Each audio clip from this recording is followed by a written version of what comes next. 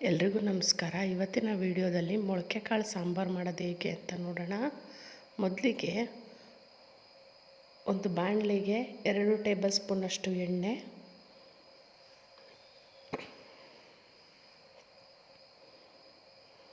ಒಂದೆರಡು ಗೆಡ್ಡೆ ಈರುಳ್ಳಿ,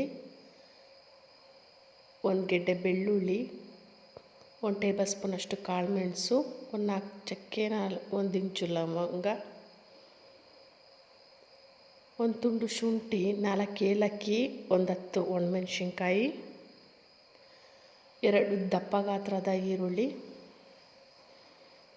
ಇವಿಷ್ಟನ್ನು ಹಾಕಿ ನೀಟಾಗಿ ಫ್ರೈ ಮಾಡ್ಕೋಬೇಕು.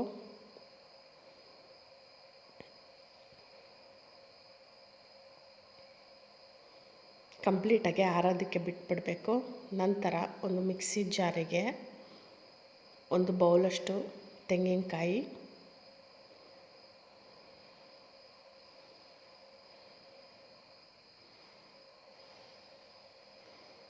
ಅದಕ್ಕೆ 2 ಟೇಬಲ್ ಸ್ಪೂನಷ್ಟು ಧನಿಯಾ ಪುಡಿ, ಹಾಗೆ ಹುರಿದಿಟ್ಟಂಥ ಮಸಾಲೆ, 4 ಮೀಡಿಯಮ್ ಗಾತ್ರದ ಟೊಮ್ಯಾಟೊ ಎಲ್ಲವನ್ನು ಹಾಕಿ ನೈಸಾಗಿ ಪೇಸ್ಟ್ ಮಾಡಿಕೊಂಡು, ನಂತರ ಒಂದು ಕುಕ್ಕರ್ಗೆ 4 ಟೇಬಲ್ ಸ್ಪೂನಷ್ಟು ಎಣ್ಣೆ,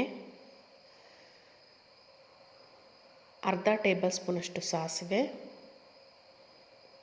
1 ಈರುಳ್ಳಿ, ಸ್ವಲ್ಪ ಕರಿಬೇವಿನ ಸೊಪ್ಪು ಎಲ್ಲನೂ ಹಾಕಿ ಒಗ್ಗರಣೆ ಮಾಡಿಕೊಂಡು, ಅದಕ್ಕೆ ಎಲ್ಲ ಥರದ ಕಾಳನ್ನು, ಮೊಳಕೆ ಬರೆಸಿರ್ತಕ್ಕಂಥ ಕಾಳನ್ನು ಹಾಕಿ ರುಚಿಗೆ ತಕ್ಕಷ್ಟು ಉಪ್ಪು ಹಾಕಿ ಎಣ್ಣೆಯಲ್ಲಿ ಸ್ವಲ್ಪ ಫ್ರೈ ಆಗಬೇಕು. ನಂತರ ರುಬ್ಬಿರ್ತಕ್ಕಂಥ ಮಸಾಲೆ ಕನ್ಸಿಸ್ಟೆನ್ಸಿ ನೋಡಿಕೊಂಡು ನೀರನ್ನು ಆ್ಯಡ್ ಮಾಡಿಕೊಂಡು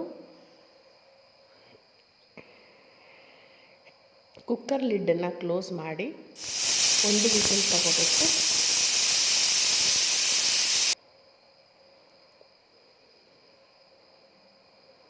ಈಗ ಮೊಳಕೆ ಸಾರು ರೆಡಿಯಾಗಿದೆ.